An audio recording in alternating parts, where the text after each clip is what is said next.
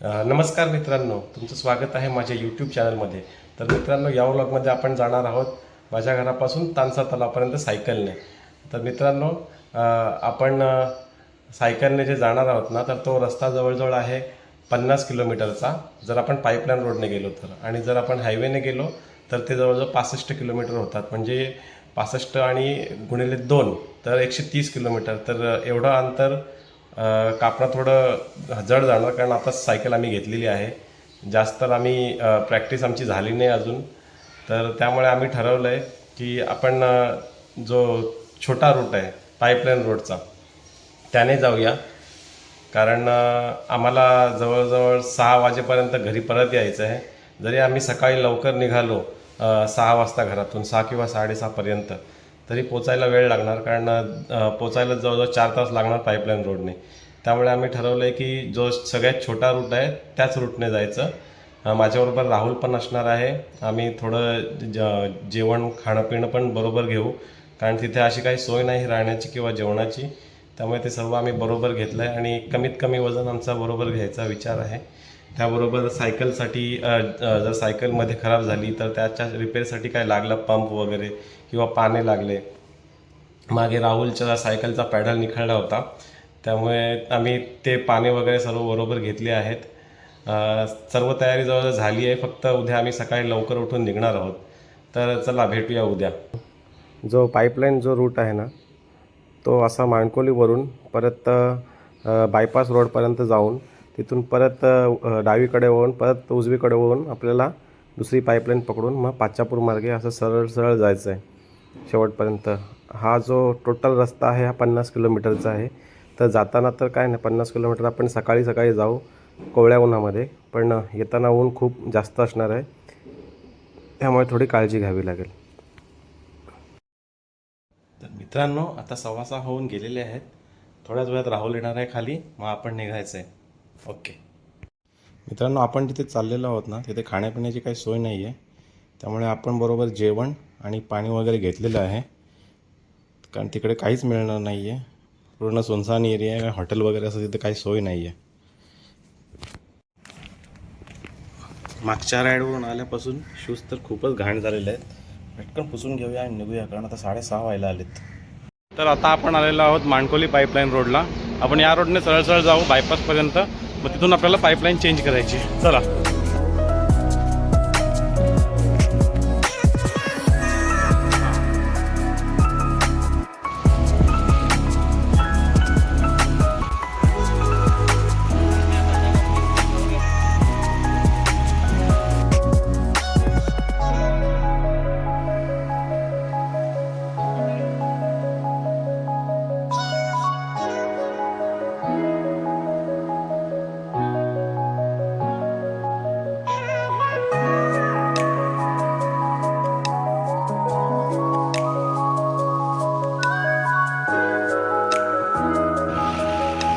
हा रस्ता तसा खराब नाही आहे, थोडं थोडं मध्ये मध्ये खराबवाले पॅचेस आहेत, आणि पुढचा रस्ता पण इतका खराब नाही आहे. आता थोड्या वेळामध्ये हा रोड संपेल पाईपलाईनचा. मग आपल्याला भिवंडीकडे जाणाऱ्या हायवेने जावं लागेल, आणि त्याच्यानंतर परत राईट टर्न घेऊन जी पाईपलाईन आहे जी आपल्याला शेवटपर्यंत घेऊन जाईल तानसापर्यंत, ती लागणार आहे. समोर जो हा रोड दिसतोय, मला कॅमेरामध्ये दिसतोय की नाही, पण आता एक रोड आहे, तिथून आपल्याला लेफ्ट जायचं आहे.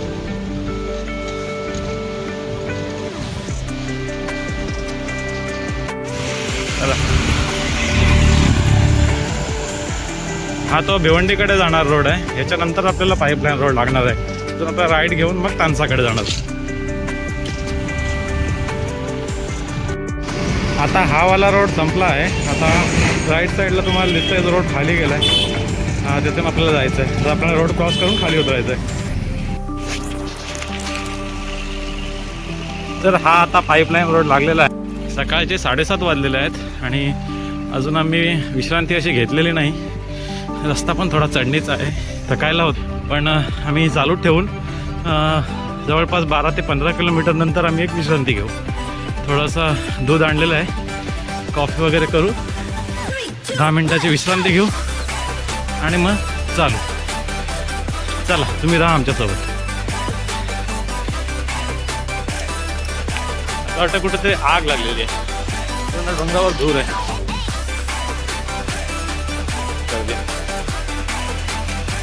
आता भिवंडी शहराचा जो परिसर आहे तो संपलेला आहे.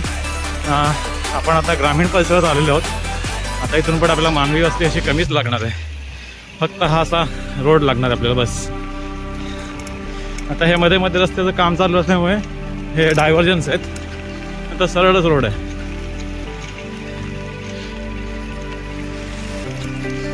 मध्ये मध्ये चढ उतार असं चालूच आहे. पण असू द्या, तो तर आपला एक जीवनाचा भागच आहे. कधी चढ तर कधी उतार, चालायचंच.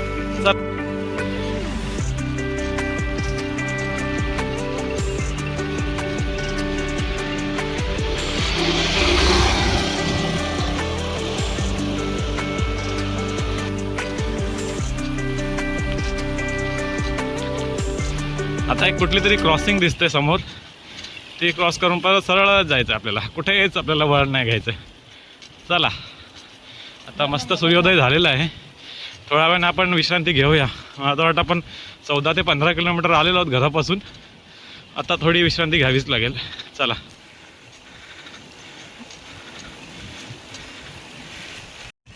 ज्या पाईपलाईनने आम्ही चाललो होतो तिथे मध्येच एक मोठासा खड्डा लागला जो पार करणे अशक्य होतं. बाजूने अजून एक पाईपलाईनने रोड आहे, त्याच्यावरून चाललो आता आम्ही.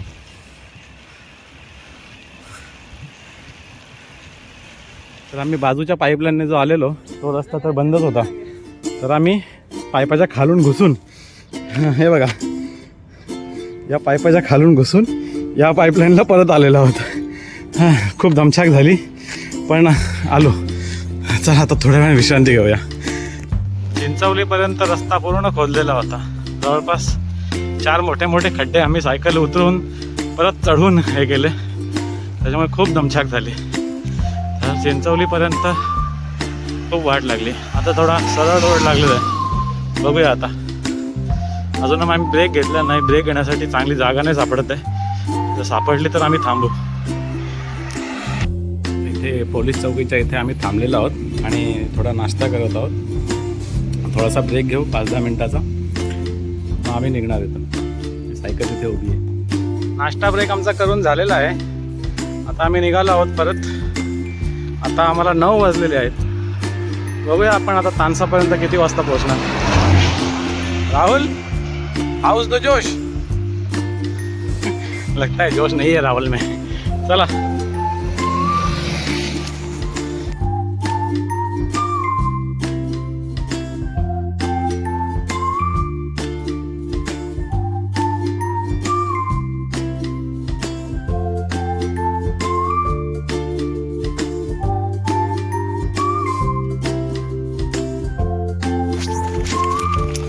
आता तानसा इथून आहे 27 किलोमीटर अजून. म्हणजे आम्हाला 2 तास तरी लागतील आता तानसाला पोचायला. चला. हा रस्ता खूप छान आहे. तानसा तर आपण पोहोचणारच आहोत, पण रस्त्याचा आनंद घेतोय.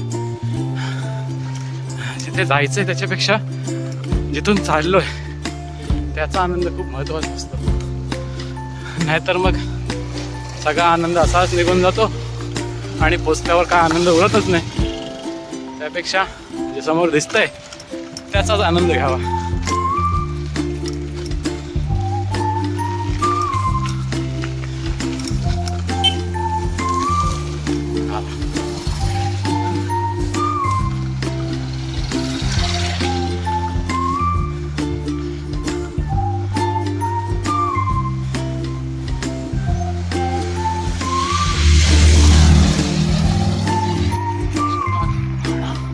सुकाली पाडा आलेला आहे.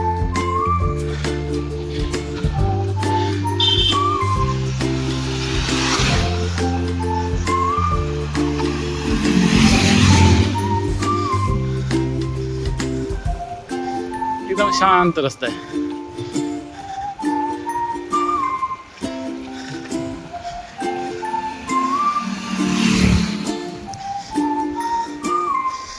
असं वाटतं की थोडी चढण आहे. सायकलला ती जाणवते, पण आपण बाईकवर असल्यावर जाणवत नाही.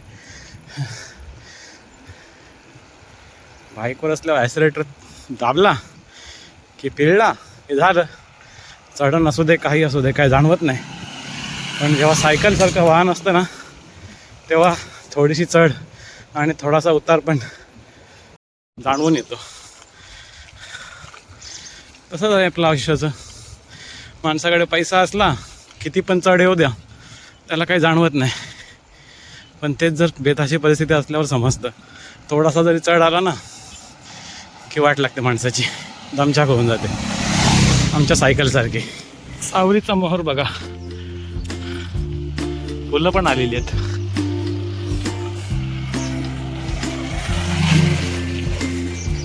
कधीपासून चढच आहे, आता उतार लागेल बहुतेक. हा बघा शेवटचा चढ असेल. कुशिवली फाटा क्रॉस केलाय. मला तर वाटतं अजून इथून 24 किलोमीटर असणार तांचा. आता थोडा उतार लागला, पायडल मारणं बंद.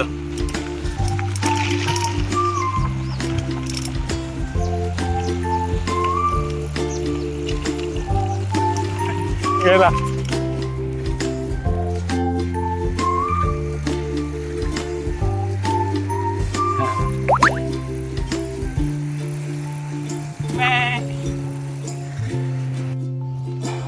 थोडा थांबलोय, ब्रेक घेतोय. खूप चढण होती मागे हे बघा, त्यामुळे थोडा थांबलोय, पाणी पितोय आणि मग परत निघणार.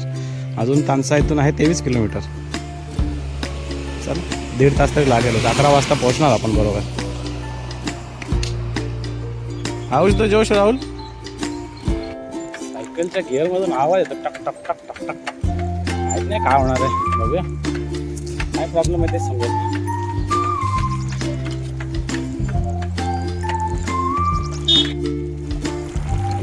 आता उतार आला तर सायकलच्या गिअरमधून जो आवाज येतो तो ऑटोमॅटिक बंद झाला. चला आता उतार आहे, आता एन्जॉय करूया.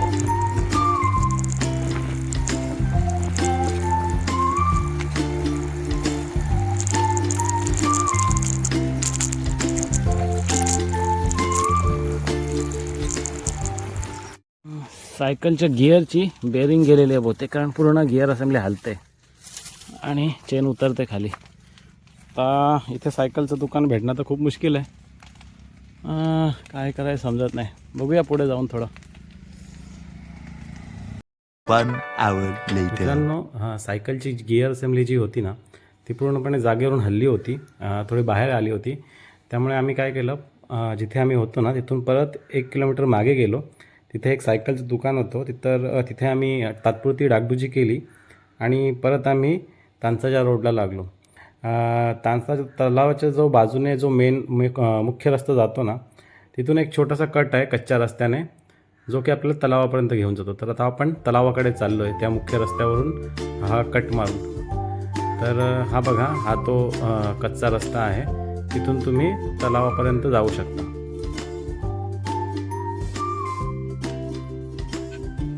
शेवटी आपण तलावापर्यंत पोचलो आहोत. हा बघा तलावाच्या आजूबाजूचा परिसर बघा.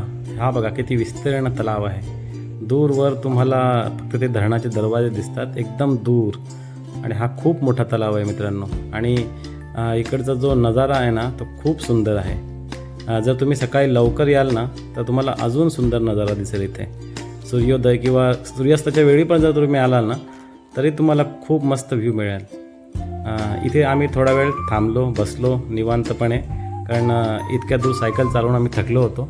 त्यामुळे थोडा वेळ घालवता आणि थोडा वेळ बसून राहिलो रिलॅक्समध्ये.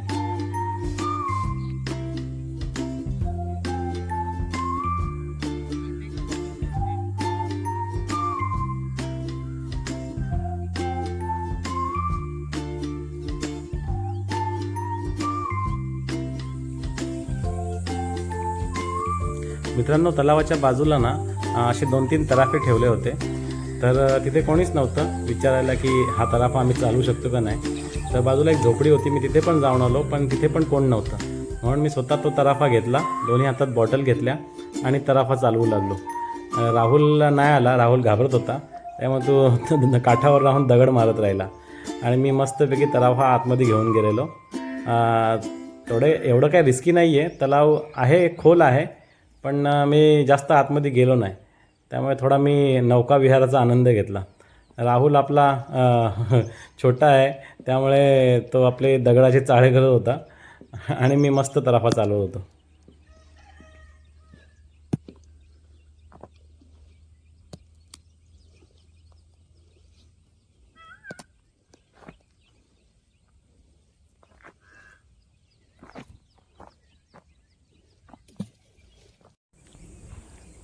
तर मित्रांनो, आता इथून निघायची वेळ झालेली आहे, कारण जास्त जर उशीर केला तर ऊन खूप वाढेल आणि मग परत जायला खूप त्रास होणार आहे. त्यामुळे आता थोड्या वेळाने आम्ही निघतो इथून. चला, पुन्हा भेटू.